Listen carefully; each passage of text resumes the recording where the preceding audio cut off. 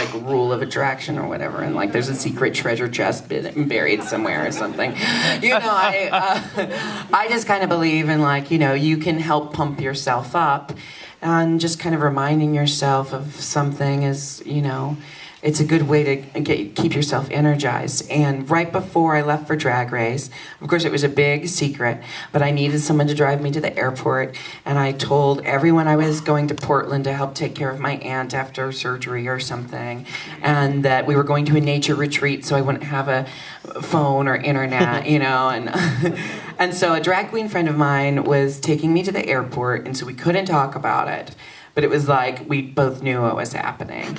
And she just said, now listen, and her name's Robbie Turner, she's a fantastic Seattle performer. She goes, listen, if any of those bitches in Portland start telling you you're not fucking good enough, you tell them you'd solve fucking water off a duck's back, because that shit doesn't affect you because you're too smart for that shit, you know? And then like, it was the last thing someone said to me before I got on a plane to LA. And it just kind of stuck with me through the whole thing. Cool. So why did your dad say it in the interview? Because he, I guess, watched the show, which I didn't even know until he said it. Right here. Hi. My question is for Alex. What led you to do the documentary? Like, what's your background in film and stuff? I've just always wanted to be a filmmaker since I was a little kid, and I became friends with Jarek, and there was this like small little playhouse in Seattle called Quiet Productions, and they wanted me to make a short film that kind of explored gender, and so I thought of Jarek because he explores gender. So I just went over to his house and I just filmed him talking. I mean, we didn't script anything, and we just let it happen the way it happened, and we just kept adding on to it. And after you started getting bigger and bigger, we just decided to keep capturing everything. Yeah. Did that answer your question? Yes, thank you. Right here. What part of drag culture do you wish was more upfront in RuPaul? The thing that I think has yet to be addressed in a responsible way with drag culture on RuPaul's Drag Race is the fact that many drag queens go through many transitions in their life. And there are many drag queens who do drag for 10 years as a man and then decide to transition, and they become a woman and they continue doing drag. And they're still drag queens, they are just female-bodied now. And that's a huge part of drag culture, anywhere you go. And to kind of deny it, and to kind of like, I don't know, I just don't know the reasoning why it hasn't been incorporated or addressed in a way that's not like just kind of sweeping something under the rug, you know? And I guess that's the thing and the biggest thing I've been realizing lately is that there's a false assumption that every drag queen is a cisgendered male out of drag. And this is the same argument, you know, like not every drag queen takes off the drag and then is a man now, you know, and I identify as one of those. I identify as androgynous or genderless when I'm out of drag.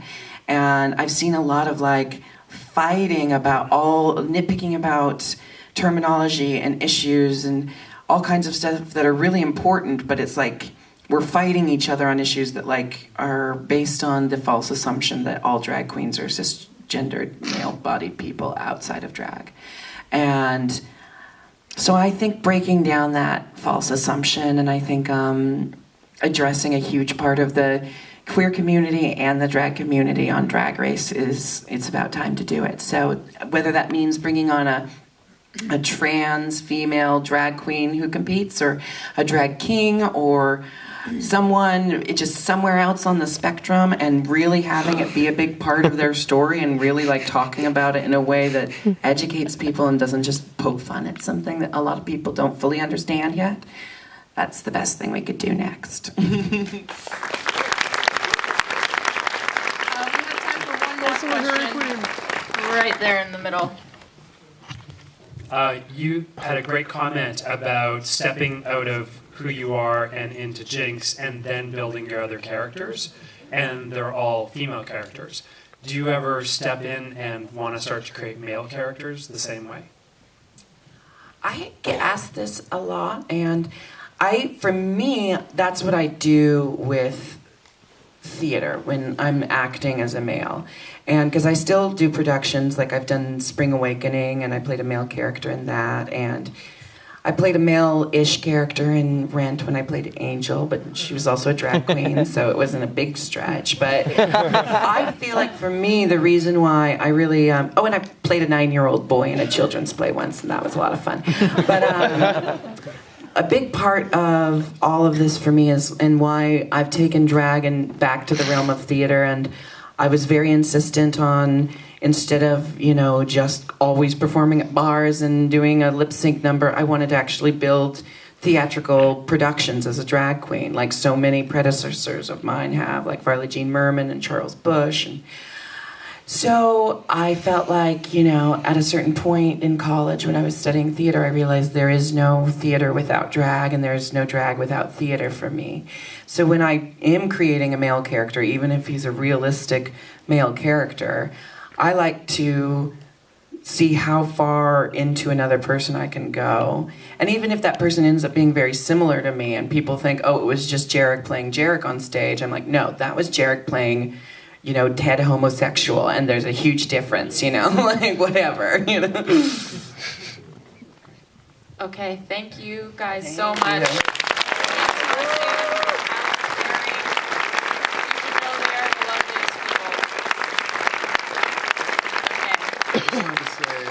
It would be really awesome if you guys went to imdb.com for Drag Becomes Him and just like reviewed the film and gave your opinions and critiqued it. It'd be just really cool to read.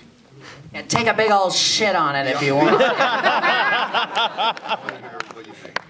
Thank you. Thank you guys.